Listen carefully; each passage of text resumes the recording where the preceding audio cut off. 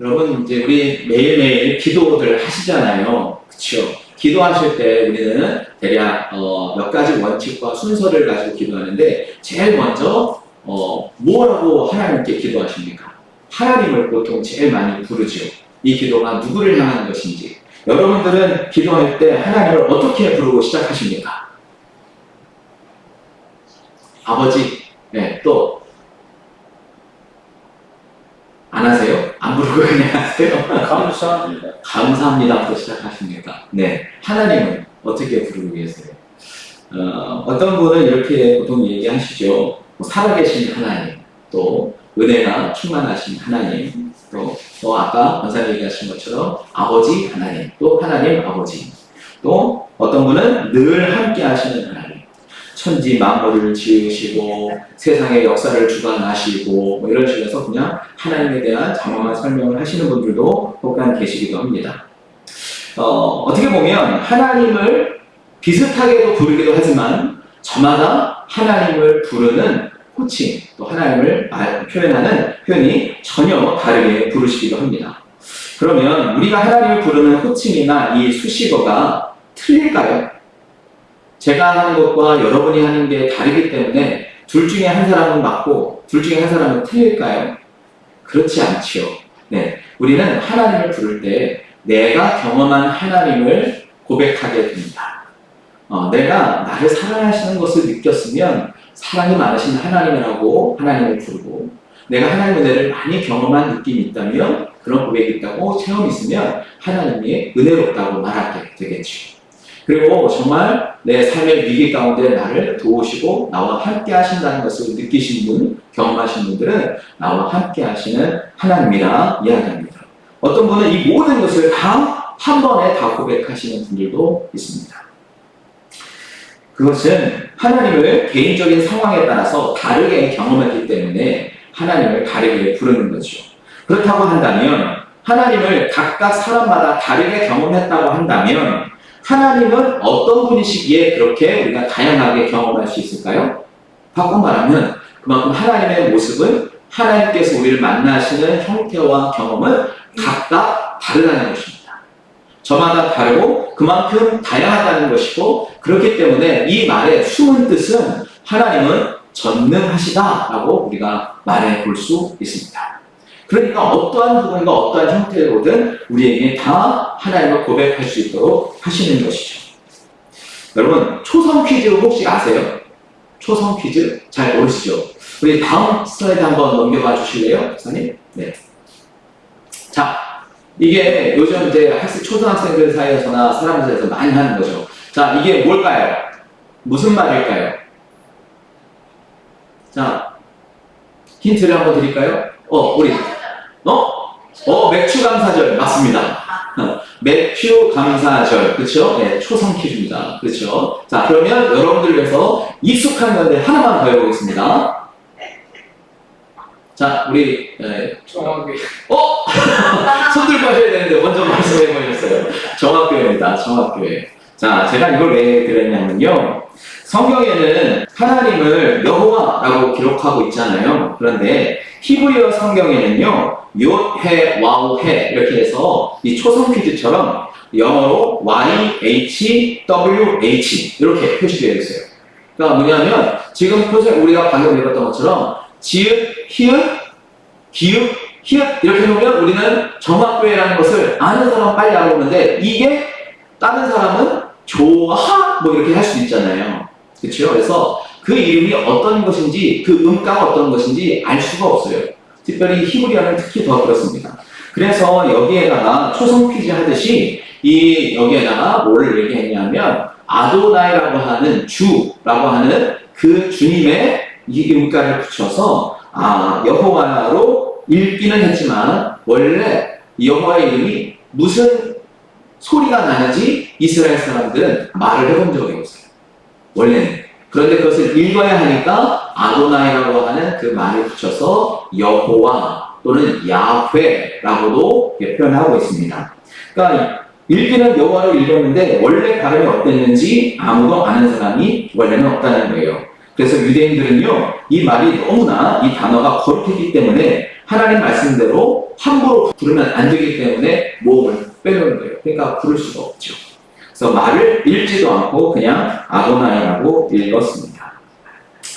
여러분, 왜 하나님께서는 그 이름을 우리에게 주시기도 하셨지만 자기 이름은 함부로 부르지 말라고 하셨을까요?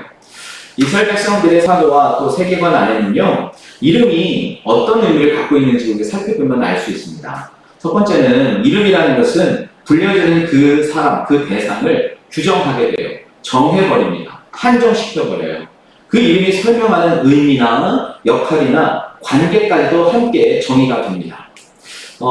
특별히 이름을 우리가 물건에도 이름을 붙이잖아요. 그렇죠? 우리도 물건에도 이름을 붙이죠. 그러면 그 물건에 이름을 붙이면 그 물건은 그 이름이 붙여진 역할에 한정됩니다. 사람은 이름을 부를 때, 명칭을 부를 때 그것을 상상하게 되고 그것에 집중하게 되고 그 영역을 제한해버리게 되는 거죠. 예를 들면 물이라고 해보십시다. 물은 액체 상태로 있긴 하지만 그것이 우리의 몸에 수분이 되기도 하고 비가 물이 되어서 흘러가기도 하고 강도 될 수도 있고 또 때로는 우리에게 식수가 될 수도 있고 우리에게 생활용수도 될 수 있는데 물이라고 하는 것에 그 모든 역할을 한정시켜버리게 되면 우리는 그 너머에 있는 물의 다양함을 놓치게 된다는 거예요. 그래서 하나님의 이름을 부르게 되면 하나님 어떤 이름을 부르게 되면 하나님을 규정해버리고 하나님을 정해버리게 됩니다. 그래서 하나님의 그 무한하고 다양함을 우리가 다 알기도 어렵고 그 하나님을 제한해버리게 되는 거죠. 그래서 제가 첫째에 말씀드렸던 것처럼 우리가 고백하는 것만 하나님으로 오해할 수 있다는 거예요. 우리 하나님을 크고 위대하고 엄청난 능력을 갖고 계신 분이신데 그 하나님을 우리도 모르는 사이에 축소해서 대하게 된단 말입니다. 두 번째는 이름을 부를 때 그 이름을 부르는 사람과 불림을 받는 사람의 관계가 설정이 됩니다. 그것이 때로는 부모와 자식의 관계가 될 때가 있고요. 또 친구 관계가 될 때가 있고 또 때로는 상하, 또 주인과 종의 관계가 될 수 있고 혈연 관계가 정의가 될 수 있습니다. 뭐냐면 이름을 짓는 사람이 그 사람보다 높은 권위를 갖게 되는 거예요. 그래서 하나님께서도 이름을 짓는 이 일에 매우 중요한 일을 여기셔서 처음 하나님께서 인간을 지으시고 뭐라고 부르셨죠? 보시기에 시킴이 좋았더라. 그것은 이제 하나님의 마음의 표현이고 불렀어요. 이 존재에 대해서 뭐라고 불렀어요? 아담. 네, 그것은 그 아담의 뜻이 사람이라는 뜻이에요. 네, 사람. 그러니까 그 하나님께서 내가 짓고 만든 이것을 사람이다라고 명하겠다 얘기하신 거예요. 그리고 나머지 짐승들에 대해서는 각종 짐승들은 이미 사람을 만들기 전에 있었지만 그것들의 이름은 없습니다. 나는 것, 기는 것, 물 속에 사는 것 이런 것들로만 한정되어 있었지 그들의 명칭은 없었어요. 그런데 하나님께서 아담에게 그 일을 주셨어요. 아담에게, 사람에게 모든 창조물의 이름을 정의하는 일을 주신 거예요. 그렇기 때문에 사람이 세상에 있는 모든 만물을 다스리고 그것들을 주관할 수 있는 권한을 하나님께서 위임해 주신 것입니다. 그러니까 우리가 하나님의 이름을 부른다는 것은 하나님과 관계를 맺는 것이고 하나님을 잘못 경솔하게 부르면 하나님보다 더 높은 자리에 서게 되는 위험한 일이 생길 수 있기 때문에 하나님께서 우리에게 하나님의 이름은 함부로 부르지 마라 라고 이야기하는 겁니다. 세 번째, 이스라엘 사람들에게 있어서의 그 이름은요, 그들의 삶과 신앙 고백이 되기도 합니다. 예를 들면 자녀의 이름을 부를 때, 자녀의 이름을 지을 때 부모의 닥친 상황과 아픔을 가지고 이름을 짓게 되죠. 룻기에 보면 나오미가 나오잖아요. 나오미는 원래 무슨 뜻입니까? 기쁨이라는 뜻이에요. 그런데 그 기쁨이 처음에 다른 나라 갔다가 다시 돌아오면서 이제 나를 나오미라고 부르지 마라. 뭐라고 부르라고 해요? 마라라고 부르라. 네, 쓰다. 난 기쁘지 않다. 달지 않다. 내 인생은 쓰다. 그래서 이름을 부른다는 것은 바로 그 사람의 삶과 신앙의 고백이 됩니다. 그래서 하나님께서 사람을 지으실 때나 하나님의 특별한 일을 행하실 때 하나님께서 직접 이름을 짓게 하시고 지어서 주시기도 합니다. 예수님 같은 경우에 그 이름을 뭐라 하라 그랬어요? 예수라 하라, 여호와, 여호수아라, 예수아라 하라, 조슈아라 하라 미리 정하고 알려주셨다는 거예요. 그분의 이름은 하나님의 아들이기 때문에 하나님의 권한 안에 있다는 뜻이 되는 것이고, 그분의 생명을 이 땅에 보낸 이유는 저희 백성을 저희 죄에서 구원할 자다, 하나님은 구원이시다라고 하는 그 뜻을 보여주신 것이죠. 그래서 남의 뒤꿈치를 잡고 살았던 야곱을 하나님께서는 이스라엘이라 이름도 바꿔주셨어요. 그래서 우리는 이름이라고 하는 것은, 이스라엘 사람들에게 있어서의 이름이라고 하는 것은 그들의 삶과 신앙의 고백이 됩니다. 그래서 하나님의 이름을 정해주지 않고 부르지 않게 하시는 이유는 아까 처음 서두에 말씀드렸던 것처럼 하나님의 무한한 능력과 하나님의 존재에 대해 의심하지 말고 믿고 나아갈 것이고, 그분이 얼마나 광대하고 크신 분이라는 것을 알려주기 위해서 하나님께서 이름을 함부로 부르지 말라고 하셨어요. 다만 하나님께서 스스로 자기가 누구인지를 밝히신 장면이 한 군데 딱 나오거든요. 그게 어디냐면 모세가 얘기한 부분이에요. 하나님, 이스라엘 백성들이 누가 보냈냐 그러면 누가 보냈다고 할까요? 여호와가 보냈다고. 그럼 여호와가 누구냐는 거예요. 나는 스스로 있는 자리라. 그러니까 내가 시작이고 내가 마지막이고 내가 끝이고 내가 완전체다. 나는 누군가에서 조성된 게 아니라 나는 스스로 있고, 그렇기 때문에 내 스스로가 모든 것에 대한 능력을 갖고 있다라고 이야기하시면서 그 하나님을 인간이 제한할 수 없도록, 하나님 축소해 놓지 않도록 하게 하신 것이죠. 그러니까 이런 하나님의 이름을 함부로 부르지 말아야겠죠. 그렇죠? 그래서 하나님을 이렇게 부르면 하나님을 자기 신앙 고백을 하는 것도 물론 나쁜 것은 아니지만 하나님을 제한해버리고 하나님을 규정짓고 하나님을 축소해버릴 수 있는 위험성이 있기 때문에 우리에게 조심해서 불러라, 생각하고 말해라 라고 이야기하는 겁니다. 그렇다면 이 위대한 이름을 망명되이 일컫지 말라 그랬는데, 이 망명이라는 것은 무엇인지 우리가 알아야 망명되이지 않게 부를 것 아니에요. 근데 이 망명되다라고 하는 말에 쓰였던 이 샤브라고 하는 단어였어요. 이 샤브의 뜻은 대략 세 가지로 하게 되는데, 첫 번째는 사악하다, 범죄하다 이런 거예요. 그러니까 하나님의 이름을 사악한 곳에, 범죄하는 죄 있는 곳에 쓰지 말라는 것이에요. 두 번째 뜻은 뭐냐면 위선, 거짓 이런 거니까 하나님의 이름을 거짓되는 일이거나 위선하는 일에 쓰지 말라는 것이고, 세 번째는 공백, 허무, 없다, 비어있다 이런 뜻입니다. 그러니까 이 세 가지 뜻을 함께 좀 확인해 보면요, 첫 번째 하나님을 사악하게 하고 범죄하는 것은 하나님 자체를 무시하고 하나님이 없다 여기는 거예요. 하나님이 계신데도 하나님을 믿지 않는 것이 죄라고 성경은 규정하고 있기 때문에, 그래서 하나님의 존재를 부인하고 부정하는 것, 하나님을 무시하는 것, 하나님을 있으나 마나 하는 존재로 낮춰버리는 것이 바로 망명되이 이끄는 겁니다. 사무엘상 13장에 보면요, 다윗과 골리앗의 싸움이 나와요. 다윗과 골리앗이 싸움을 할 때 골리앗이 하나님에 대해서, 이스라엘 백성들에 대해서 얼마나 모욕적인 말을 했는지, 하나님을 모욕하면서 나왔을 때 다윗이 그 골리앗에게 대항하면서 한 말이 있어요. 뭐라고 얘기하고 있냐면, 다윗이 블레셋 사람에게 이르되 너는 칼과 창과 단창으로 내게 나오지만 나는 만군의 여호와의 이름, 이게 중요한 거예요. 만군의 여호와의 이름, 곧 내가 모욕하는 이스라엘 군대의 하나님의 이름으로 내게 나아가라. 그러니까 골리앗은 이스라엘의 군대의 하나님의 이름을 모욕했다는 거예요. 그 모욕이란 무엇일까요? 하나님을 업신여기고 하나님을 없다 여긴 거죠. 자기네 신이 더 강하고 하나님은 없는 것처럼 하나님을 죄악으로 만든 버립니다. 그래서 다윗 왕은 어떻게 했느냐? 그 여호와께서 너를 내 손에 넘기시리니 내가 너를 쳐서 내 목을 베고 블레셋 군대의 시체를 오늘 공중에 세워 땅에 들짐승에게 주어서 온 땅으로 이스라엘에 하나님이 계신 줄 알게 하겠고 그랬어요. 그러니까 하나님이 계신 줄 알게 하겠다는 거예요. 너는 지금 하나님이 없다, 이스라엘에 하나님이 없다, 그래서 하나님이 없는 것처럼 너 여겼지? 그렇지 않아. 내가 반드시 승리해서 하나님이 계신 것을 이 땅과 온 민족에게 보여주겠다 얘기하는 거예요. 이게 하나님을 없게 여기는 것, 사악한 범죄로 하나님을 무시하고 하나님이 있으나마나한 존재로 낮추는 범죄에 사용했던 그 골리앗에게 사용됐던 이야기입니다. 여러분, 우리가 주의해야 합니다. 우리도 모르는 사이에 하나님을 없는 분으로 만들어 볼 수 있어요. 우리가 하나님이 계시나 마나 한 분으로 오해해서 고백하게 될 수도 있어요.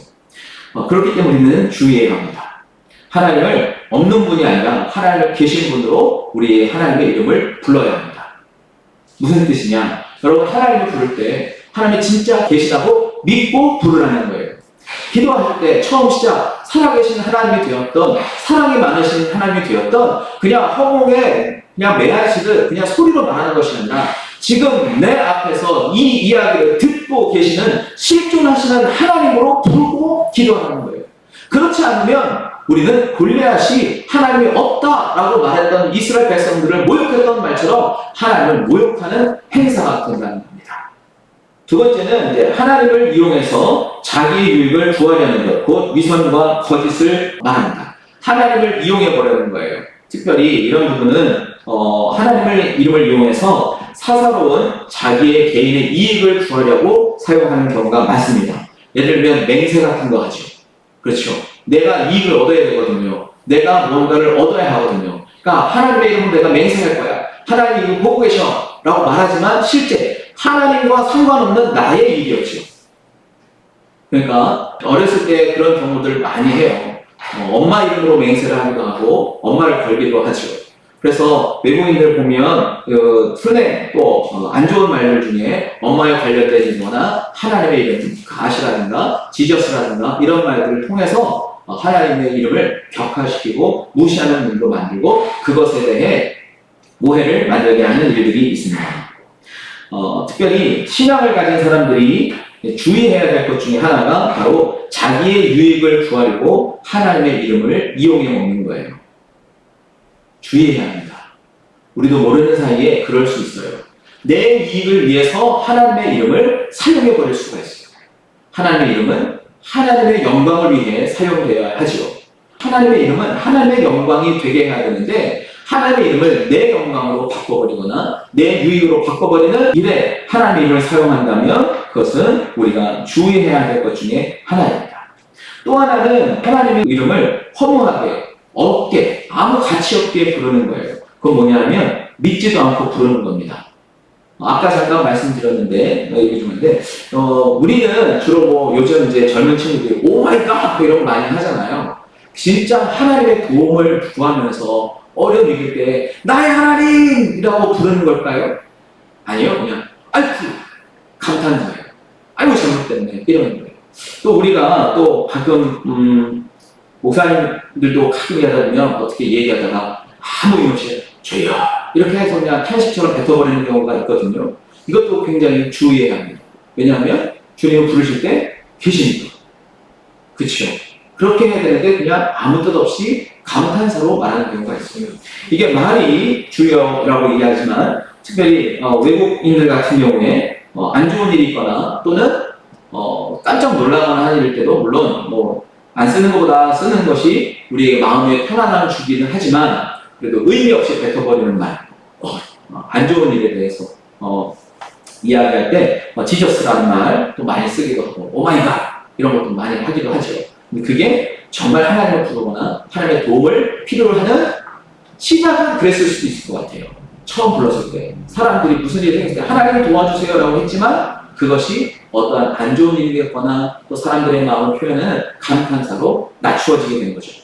그거 바로 누가 그렇게 했느냐? 아마 사탄이 하나님의 이름을 격하시키는데 사용했을 거라고 생각합니다. 그러니까요 여러분, 우리가 한국말로는 하나님을 우리가 주여라고 부르기도 하고 아버지라고도 부르기도 하지요. 그리고 하나님이라고 부르기도 하지요. 그때 우리가 어떨 때 그렇게 하나님을 부른가? 정말 절실하게 살아계신 하나님으로 부르셔서 무의미한, 없는, 존재하지 않는 분으로 하나님을 부르지 않고 실존하시는 나의 하나님으로 함께 불러가기를 바랍니다. 그러면 우리는 어떻게 하나님의 이름을 부르는 것이 망령되이 일컫지 않는 것일까? 성경을 필사하는 역할을 하는 사람들을 서기관이라고 하거든요. 서기관들이 성경을 이렇게 필사하다가 이 하나님이라는 여호와라는 단어가 나오면 어떻게 했냐? 이게 아주 재밌어요. 목욕을 하고 와서 몸을 정결하게 하고요. 쓰던 붓을 버리고 새 붓을 씁니다. 그리고 그 세 곳이 없을 경우에는 적어도 빠져서 씁니다. 뭐냐면 하나님의 이름을 세 곳으로 쓰겠다는 거예요.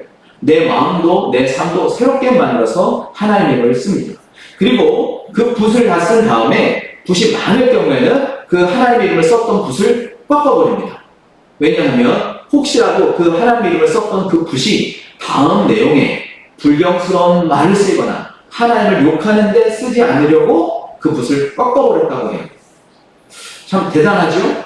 그러니까 하나님의 이름을 그렇게 귀하게 가치 있게 여겼다는 겁니다.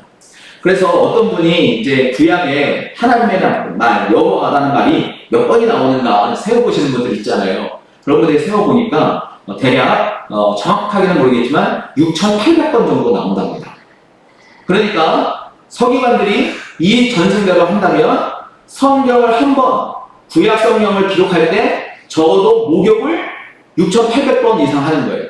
그리고 붓의 개수가 적어도 6,800개의 붓을 꺾어야 되는 거예요. 아니면 적어도 하나밖에 없다면 빠져서 쓰는 거예요.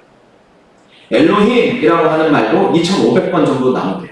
그러니까 하나님을 표현하는 여러 가지 다양한 말들이 있는데 이것을 가지고 쓰려면 적어도 1,000번 정도는 목욕을 해야 하고 1,000번 정도는 깃털 붓을 새로 써야 하는 이런 일이 있다는 거예요. 여러분, 우리가 기도할 때 하나님의 이름을 부르고 아버지를 부를 때 어떤 마음으로 불러야 할까요? 우리 하나님을 가볍게 부르지 않았으면 좋겠습니다. 정말 귀하게 불렀으면 좋겠습니다. 자식이 부모의 이름을 예전에 우리가 부를 때 어떻게 불렀어요? 부모님의 이름을 함부로 부르지 않고 한자 한자. 그래서 우리 부모님의 함자는 무슨 뭐 이렇게 쓰십니다 하고 말하지 않았었나요? 저는 그렇게 배웠는데. 그쵸, 장모님? 네. 그러니까 뭐냐면 그분의 가치, 그분을 존귀하게 여기고 올 수 있도록 부모님들이 가르쳐야 되는 겁니다. 또 하나는 아무 생각 없이 부르지 않았으면 좋겠어요. 하나님의 이름을 가치 있게 부르기 위해서 그분의 능력에 맞게, 그분에 맞게 함부로 부르지 않기 위해서는 아무 생각 없이 부르지 않았으면 좋겠습니다.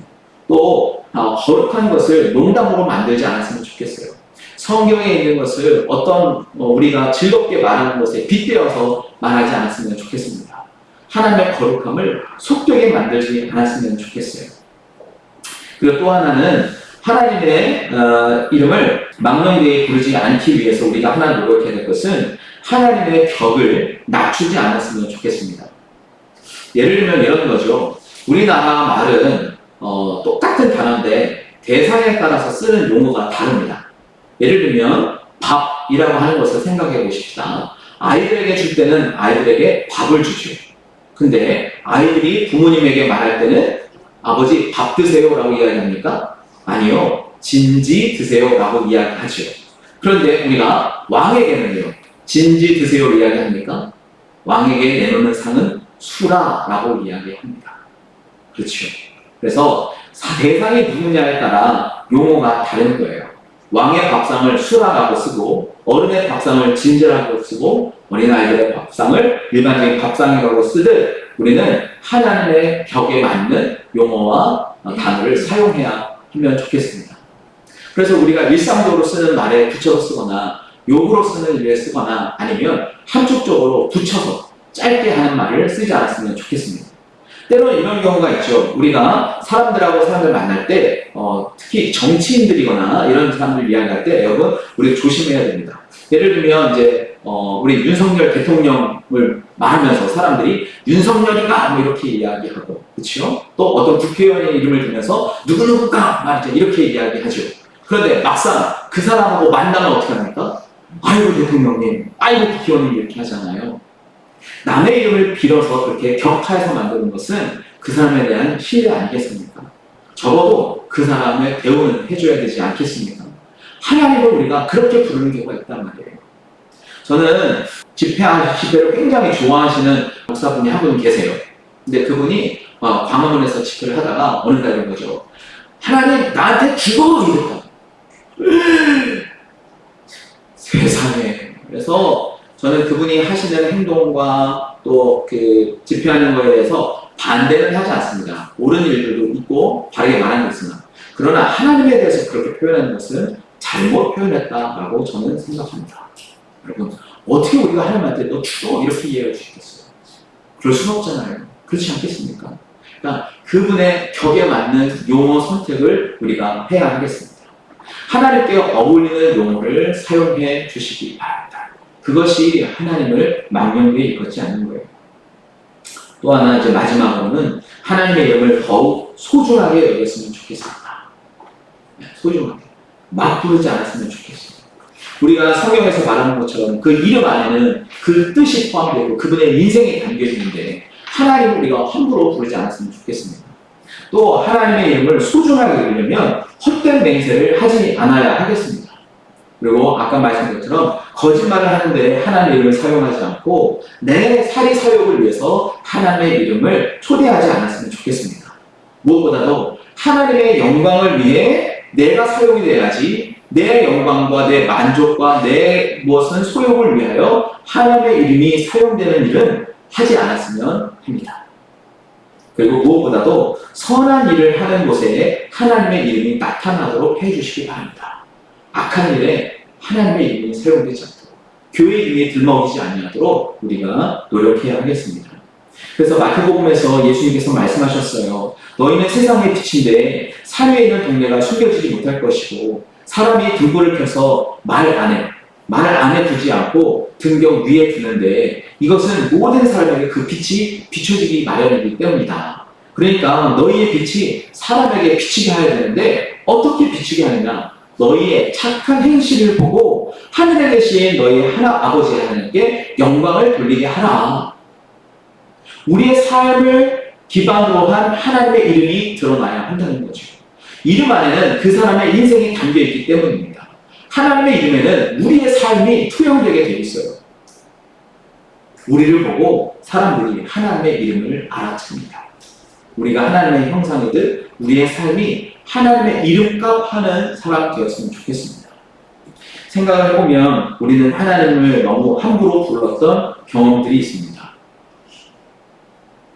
하나님을 막 불렀어요. 아무 때나. 그런데 이제는 조금만 더 주의를 기울이고 생각을 가지고 내 앞에 계신 분이랑 함께 불렀으면 좋겠습니다. 또 그분의 격에 맞는 말씀을 대화를 해나가면 좋겠습니다. 그리고 무엇보다도 더욱 소중하게 그분의 이름을 사용하면 좋겠습니다. 그런데 말씀을 준비하다가 제가 재밌는 사실을 하나 발견했는데요. 마틴 루터 목사님이 대요리문답이라고 하는 신앙에 대한 신학적 문제와 질문과 대답을 통해서 성경 공부를 해놓으셨는데 그 중에 3계명에 이 망령되이 일컫는 망령되게 하나님의 이름을 부르는 사람은 어떤 것이냐 하면서 대략 10가지 정도의 이야기를 써놨거든요. 그 중에 뭐 예를 들면 하나님의 이름을 명한 대로 사용하지 않고 신성모독하고 사기에 사용하고 뭐 저주하고 맹세하고 이런 것들에 무지하게 쓰는 거 이런 것들 다 포함되어 있는데 이런 것도 하나님을 망령되이 일컬 수 있겠구나 라고 하는 건데 뭐냐면 하나님의 일을 행하지 않고 하나님의 이름에서 멀어지는 것도 하나님의 이름을 망령되이 일컬어요. 예를 들면 하나님이 전능하신 분인데 하나님을 찾지 않는 게 하나님을 무시하는 거예요. 하나님이 계신데 하나님을 없다 여기는 것처럼 하나님이 내 옆에 계신데 하나님은 능력이 없어 내 힘으로 할 거야 라고 하나님을 찾지 않는 것도 망령되이 일컫는 거다 라고 하는 뜻이 그 안에 있더라는 거죠. 여러분, 하나님 우리 앞에 계시고 우리 안에 계신데 우리가 하나님을 부르지 않는 것도 망령되이 일컫게 되는 거예요. 왜냐? 하나님의 존재를 부인해버리게 되는 것이기 때문입니다. 여러분, 우리 하나님을 잘 불렀으면 좋겠습니다. 하나님을 귀하게 불러드렸으면 좋겠습니다.